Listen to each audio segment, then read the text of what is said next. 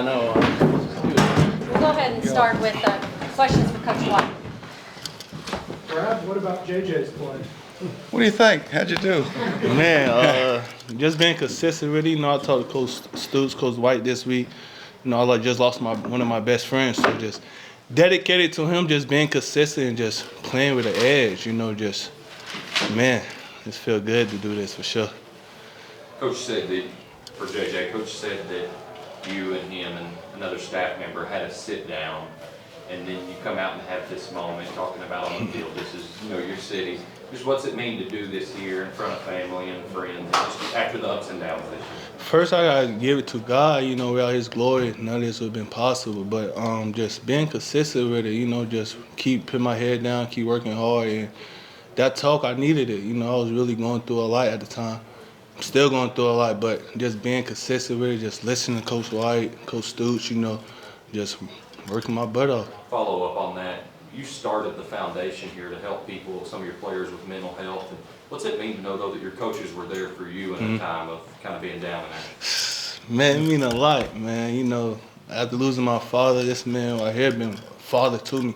Open hands, inviting me to his house, just like his kids is like my little brothers, little sisters, just mean a lot, for real. I know, like, football, even if knock on wood, if football even over, I know I can call him and call Stoops, and I would be good for sure. JJ, what was it like to walk off the field with Governor's Cup in hand in your home city? Just what was that moment like? Man, I really haven't really hit me yet. I gotta go back in there and celebrate with the guys, but it's a blessing, man. I can't believe it, man. Brad, resiliency, resolve has been just talked about ad nauseum. What was it like to see your defense really stand up there in the second half and get the stops you needed? Yeah, we talked about it at halftime.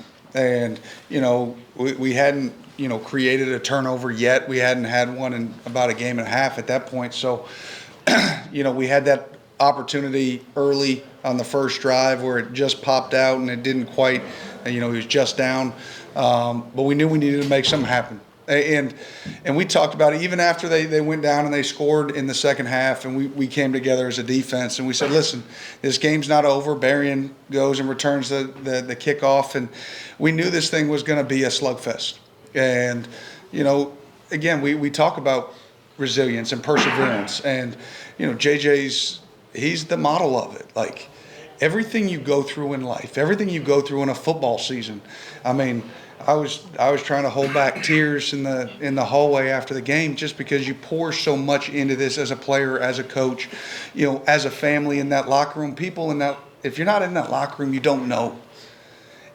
Everything that happens in JJ's life, in the families of Frederick Douglass, those, like, that's real life. This is a game, and we understand the implications of the game. But we use the lessons that we learn out here. Good, bad, it doesn't matter. And then we try to apply that to our lives. And again, it's what makes me so proud as a coach to sit up here next to him. I'll be your wingman any day. And I'm going to miss him, For both of you guys, De'Aaron chased down Plummer on that play to punch the ball and one you recovered. Could you just talk about the effort he showed? It looked like he was just trying one of these days against Louisville, you can scoop and score. It's okay to score for a touchdown. That's 2 years in a row. You just sort of jump on it. But he knew it would be better to have time, let the offense run some time off the clock and then score a touchdown. So that was smart. See, that's heads up, Eddie. But no, I thought guys played with great strain, all day. I don't think the tackling was our best, But you know what? At the end of the day, it's about having more points than they have. And it was so awesome. We've been looking for complimentary football all year. And, I think, listen, when the special teams were struggling, some on kickoff cover, boom, they hit a kickoff return. The offense may have struggled early, boom, they freaking light it up late and they pick us up. We are struggling early, we kind of settle it down, and then we're struggling a little bit again, boom, a couple of turnovers to help create some short fields, which we just haven't been doing lately, which was good. And I think, hey, listen, at the end of the day, it was fun for the guys to end it on the field, because, what you didn't want to have to do is, after letting up some of those touchdowns, even in a win, you want to have that redemption moment. And just so proud of the guys. They fought all the way down the field to get the pick, and awesome. It's a great feeling as a coach. JJ, there was so much talk this year about you guys falling short against the best teams on your schedule. What does this do just to change the perception of the season? Man, we got one more game. Take this game. Look at the mistakes we had. Like Coach said, missing a lot of tackles. So we gotta go back, adjust it, like we've been doing all year. We've just been adjusting through everything. Ups and downs. So just go back through film, watch the mistakes we did, just fix it for real, just like we've been doing all year. JJ, you had a bunch of big plays against Florida and now a bunch of big plays against Louisville. Is there something about just playing these teams that you get up to the big game? Man, I don't know, man. My blood just went for these guys. It's in my blood, man. Brad, speaking of kind of redemption, the safeties have had kind of a tough go at times. Lovett obviously made the clinching interception, and Childress was in on a lot of plays. How did you see their performance? Yeah, we'll have to go back and look at the tape. I thought, I thought they made some really good plays. Obviously, the one to seal, it's big. I'd be curious to see their last touchdown. When the QB's scrambling and the plaster. Who sort of lost the plaster on that.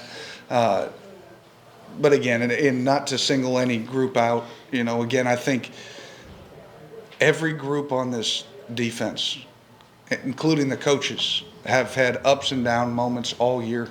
And they had ups and down moments in this game, players and coaches. But at the end of the day, we all came together, we rallied, and found a way.